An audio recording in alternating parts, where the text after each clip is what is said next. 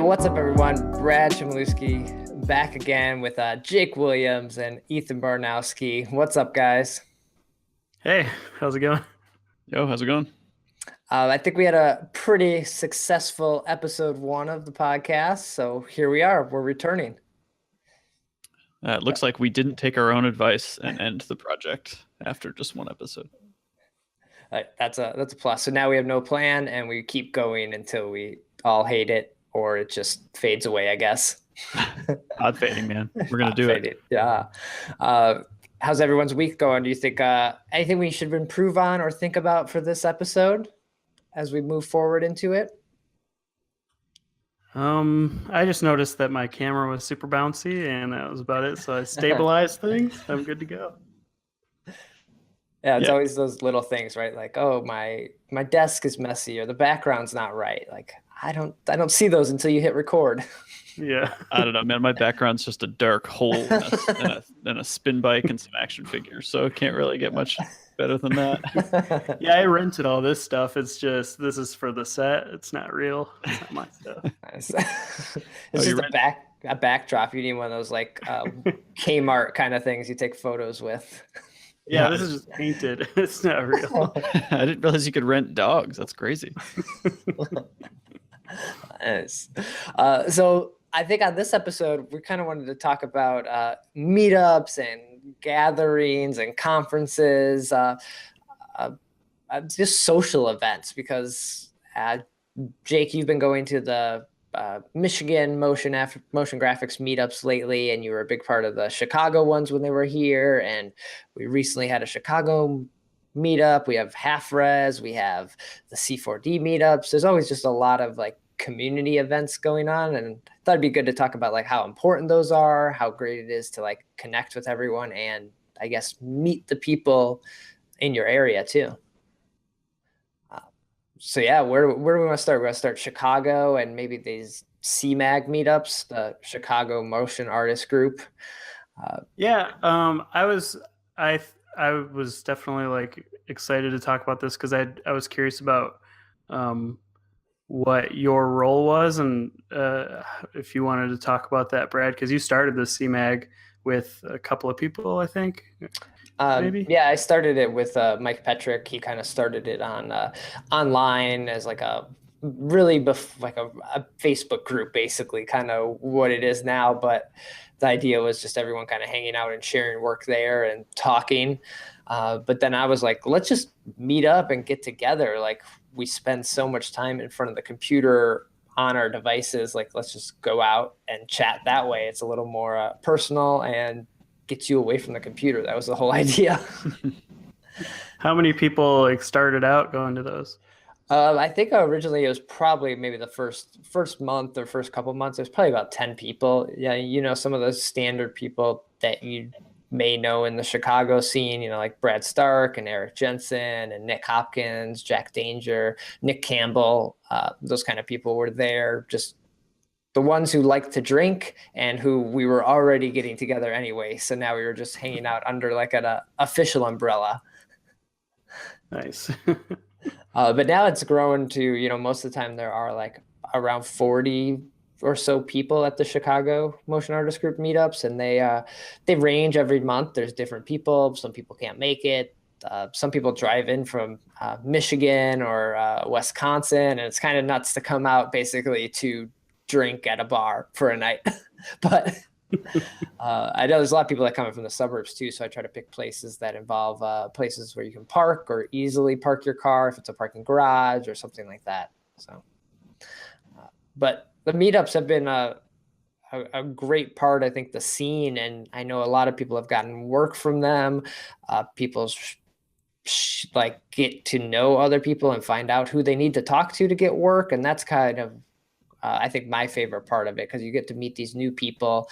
And I know we've had people in at LooseKeys that I've met at the meetup and chatted with, and like, hey, we needed some help. Come on in and give it a try. Yeah, me. I met Brad at one of those meetups, and like I had seen I think the Hopcast or something, and I knew that you're into beer, so we just started talking about that. And then I was like, well, I'm also freelancing, so if you need anybody to come in, that was kind of my intro to you and LooseKeys, and then you ended up needing help pretty soon after that. So yeah, that's definitely a great way that a lot of people meet each other and stuff, and like, outside of just talking about work, actually getting work from each other.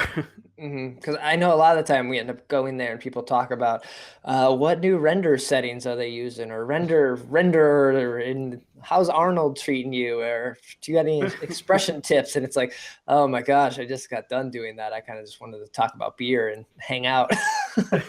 One guy one evening riffed on he raged on GIFs one night. Oh yeah. Hated GIFs. I can't remember. That was a while ago, but yeah. Yeah, for sure. I think 2011 when I moved to Chicago, I knew that the meetups were a thing because I kind of knew Brad's work and I knew he had started LooseKeys, and that was, moving halfway across the country from Maine to Chicago. I didn't know anybody. I felt like I missed a golden opportunity because the 3 days before I moved there, there was a meetup and I missed it, and I was like, oh well, I'll never get a job now. But just kind of kept going after that. Ended up talking to you guys a lot on Twitter. Twitter was like my first meetup, really. Being able to go hang out at studios and see those and meet people that way. But then I just kind of weirdly became part of the meetups. It just becomes a thing that is second nature. So now that you're in Michigan now, how are those meetups compared? Now you have this basis that a lot of people don't have. Like a lot of people just go to their community meetups, maybe a conference, which we'll get into here in a minute, but you can now compare the two because you sometimes are able to go to both of them. Yeah, I mean, and we should also mention Brad and I one time went to the Cleveland Motion meetup, which I'm not sure how active they are anymore. I haven't looked into it, but it was cool just to go to a different city just for no reason, just to check out the scene there and see who was there. But yeah, the MoGraph Mondays is what they call it here. It's the last Monday of every month. So if you're in the Detroit area, stop on by. It's pretty awesome. And at first it was a smaller group. Actually, I will say the first one I went to, I lived here for 8 months and forgot that there was a meetup and never went. But the first one I went to was a combination, the SeaGraph chapter out here, VR. There's a local VR group out here, and the MoGraph. So there was 60 people. It was crazy. I was like, it was a lot of technical information. So it wasn't exactly my bag, but there's something for everybody at some of these meetups. But it definitely seems like a group of people who have been friends for a while. But man, within a couple meetups, I feel like these guys are now my friends. They're the people that I can chat about, have a beer with, and discuss what it's like, especially now that I work at home solo all the time. It's I need that human contact. Right, yeah. So having a meetup with people with a shared interest and also being able to chat about what you're working on. And people seem to show work here more. It seems like everybody just has kind of something to demo or show off, or ask questions about, that kind of thing. I do know that in Chicago we have the C4D meetup too, which is the alternating one with CMAG, where that tends to be more presentation based and then drinking. Right, yeah, and the Chicago ones happen usually every first Wednesday of the month. That's kind of been what it is. Sometimes that shifts a little bit every now and then, but yeah, that's the plan, and you know what you're doing at the beginning of the month. So as we're recording this, we probably know there's a Chicago C4D meetup happening here very soon. Mm-hmm. But it's been cool to move cities and still have a community. I think we've seen there's also big communities in New York and LA. I've never been to those meetups, but I know, Brad, you used to work with someone who is a big part of the LA meetup now, or she seems to go out there quite a bit and post about it. So there are definitely other scenes. I think that something Chicago had going for it was that just the community is really welcoming and pretty cool. Everybody shares work. It's not saying everyone just divvies it out and in a deck of cards or something, but basically everybody's pretty nice. So that's the best way to get work, is to actually go meet and talk to people like a human being. So was going to that first Michigan one, I guess maybe a little more exciting because there was that VR group, and you saw that there was these other I guess niches out there, because something that happens with the CMAG or even the Cinema 4D ones here, it's kind of oh, I would like to know more about VR, so I should probably seek out that meetup. But when you go to your motion meetup, it is just that, and you maybe dive into maybe some other topics just offhanded stuff you're thinking about, but you don't get as into it maybe. Yeah, it was cool to see different stuff for sure. Some guy was like demoing this like cool VR or AR kind of like helmet thing they're working on, so that was kind of kooky. It's like way above my head, but it was just cool to see something different for sure. Yeah. Nice. And then Ethan, so we end up going to the C4D ones quite a bit. You miss them a little bit, but those are totally different. And it's kind of fun to see that how I guess both meetups work well together. Yeah, like the CMAG is we meet at a bar or something like that, and we just all kind of hang out. And then every other month it's the C4D one where it's presentation. So it's like, yeah, it's really nice to just be able to hang out. And then every other month usually there's some super cool studio that we get to go to, and you can either still just kind of hang out or like, focus in on the presentation stuff. Like obviously usually everyone's paying attention to the presentation while it's happening, but like you can go for different reasons still and get something out of it. Oh yeah, that's another cool thing to mention is the studios, because being able to just see other people's workspaces can be pretty inspiring. It can just be fun to kind of see, you do similar work to us, but just seeing their space, get ideas for, your own office, that kind of thing. Like that was one of my favorite parts, is going to a brand new place, getting lost on the way there and not knowing where you're supposed to go, or just being like, hey, there's this handful of studios all on the same street and I had no idea. Like you definitely learn more about what's around you, I think. Are the Michigan ones, are they at studios or are they usually at a meeting place, like a I don't know, like a like a conference, like a shared conference room kind of thing? Hey man, there's studios out here, all right? I'm No, wondering just because like they are farther apart. Like everyone's not, I'm sure 90% of the people are driving unless someone lives close enough to bike or walk. Yeah, no, for sure. The most meetup space is at a studio out here in Royal Oak, so one of the suburbs that's not far away. But the last couple of meetups have been in studios, both in downtown Detroit. So they're kind of all over the place. I would say a large majority of them that would be able to host are probably downtown, but it's actually funny out here. Most people seem to not want to go downtown if they don't have to. Like they kind of like that it's in the burbs, but yeah, nothing's like crazy hard to get to around here, but that also alters, in Chicago with such good public transit to be able to get home, or like it's not that hard to bike home.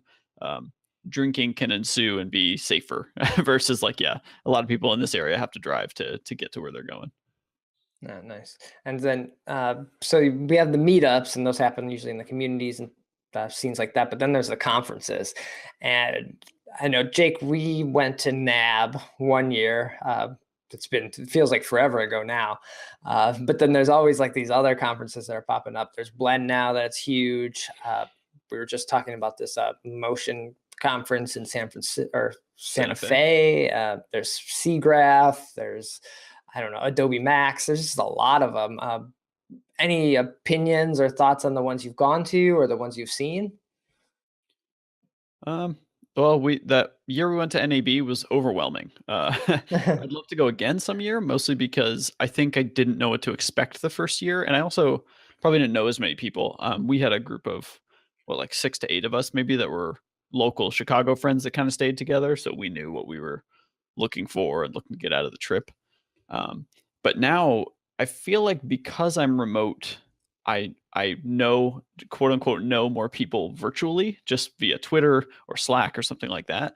So I think it'd be a cool opportunity to go like actually meet those people face to face, see what they're into or what they're working on. But yeah, overwhelming is how I would describe NAB. Your first NAB, yeah. Yeah, I think it'd be more focused if we went back. But yeah, how about you, Ethan? I've never really been to like a motion focused conference or anything like that. Like I would really love to, but yeah, I hear people talk all the time about like, is there enough worth in going to those things? Because they're really expensive if you have to travel for them, and the tickets are usually expensive and stuff. But like, I'm sure there is a lot of worth in like meeting people and just packing your brain full of like inspiration and new knowledge and things like that. The Mixed Parts motion like forum just did an AMA with the Glass Independent Animation Film Festival people, like the people that run that. I had never heard of it before. It's fairly new, but like it got me really excited about the prospect of going to that probably next year, since it's coming up pretty soon. But like, that's all about independent animation. It's a film festival, so that's the main event, which I've gone to film festivals and I really love that. Like I worked for South by Southwest for a little while and like have been to that in Austin. But yeah, Glass seems really neat because they also do like Q&As and retrospectives with different artists and stuff, and have events like a conference would have, but it's also like pretty specific to independent short film animations and stuff like that. So yeah, that's one that's kind of been on my radar, and I definitely suggest checking out that AMA because it was inspiring, because they're just like, yeah, this isn't about the commercial aspect of filmmaking. It's about like celebrating independent animation, which is pretty great. Mm-hmm.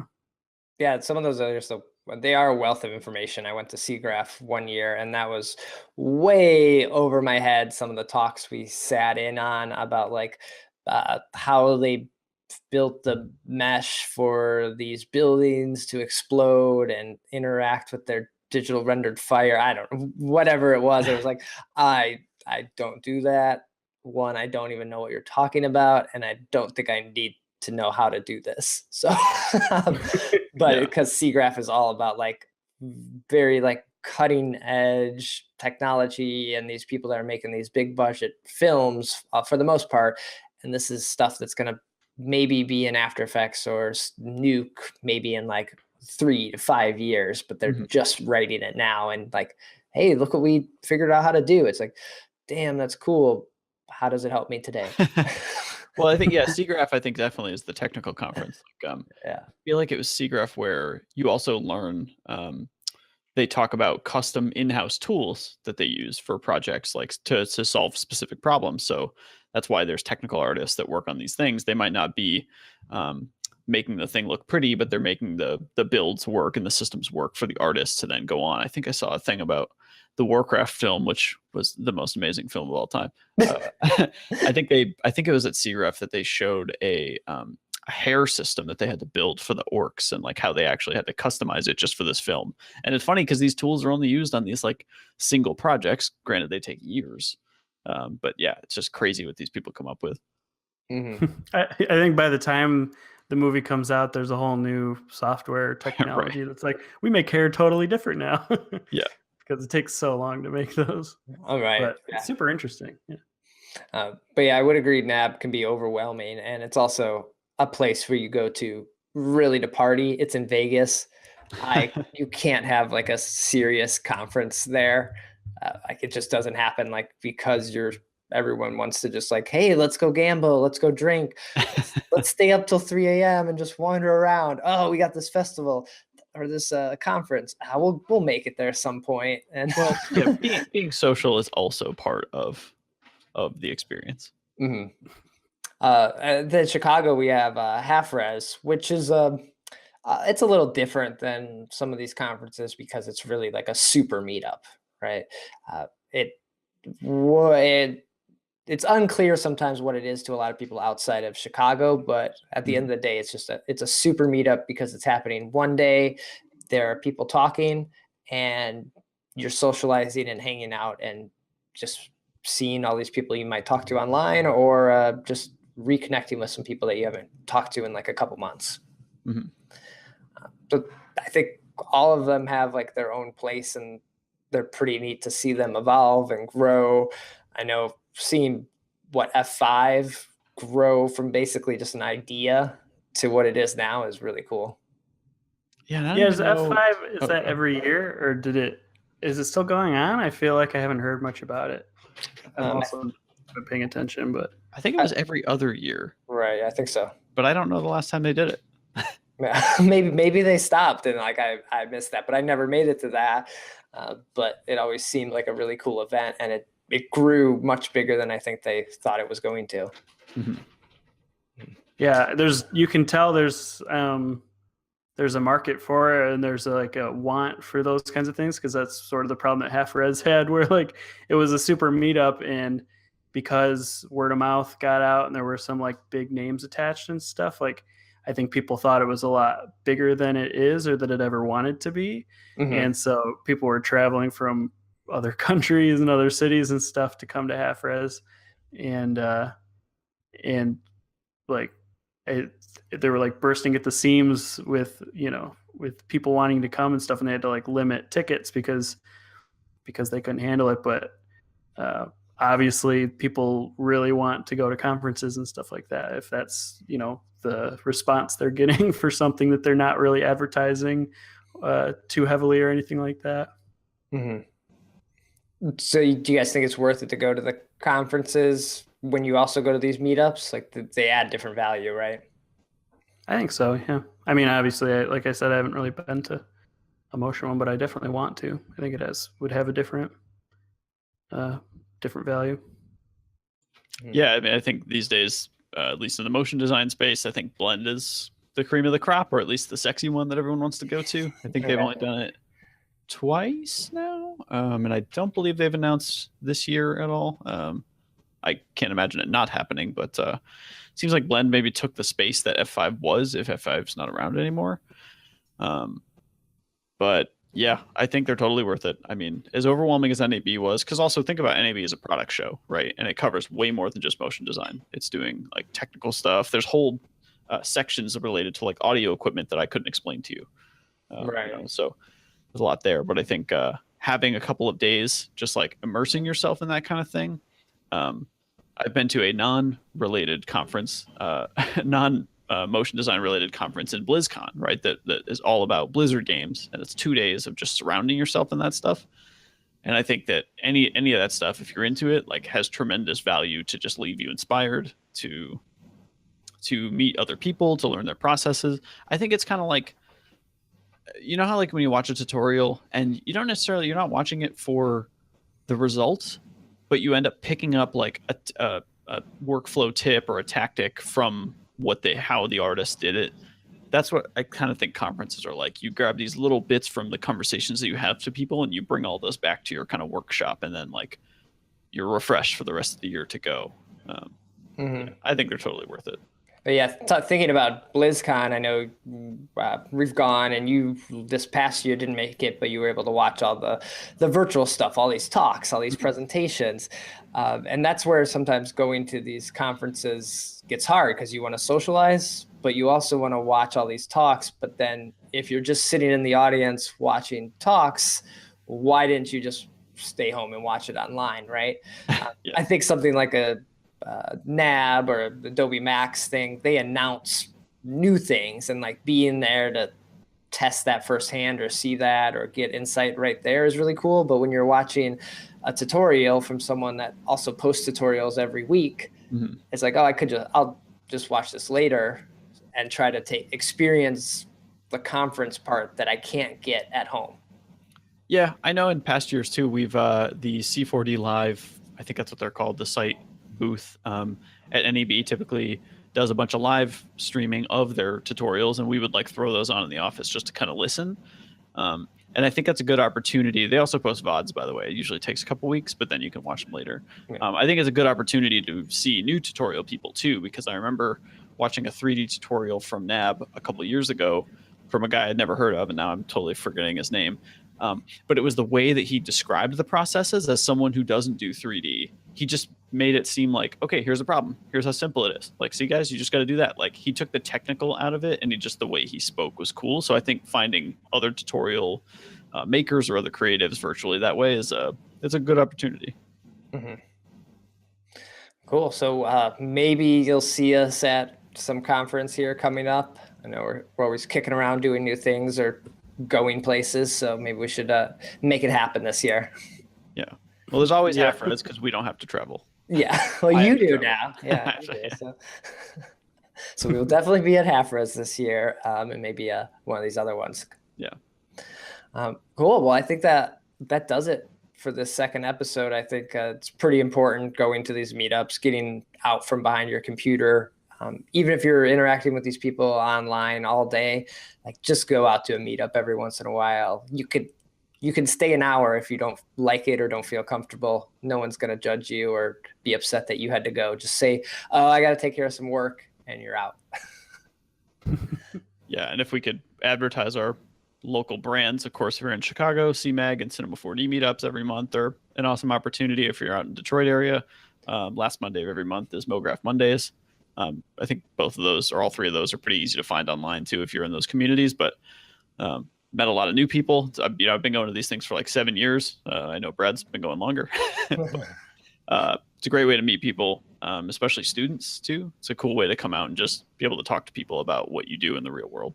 And yeah, we'll make sure we put like links in the descriptions of these videos, sort of show notes, but just things we're talking about. They're on YouTube, so check that out. And if you have a meetup that in your area or something like that, like promote it too, let people know about it, just get it out there. And yeah, I'm sure we'll continue this podcast, keep going. We'll be back with episode 3 here. We don't have a schedule yet, but we'll be back sooner or later. Anything you want to hear about or have us talk about in the motion industry, if you want to see some behind the scenes of our work, we'll be happy to do that as well. But that's going to do it. Take care. See ya. Later. See you at the meetup.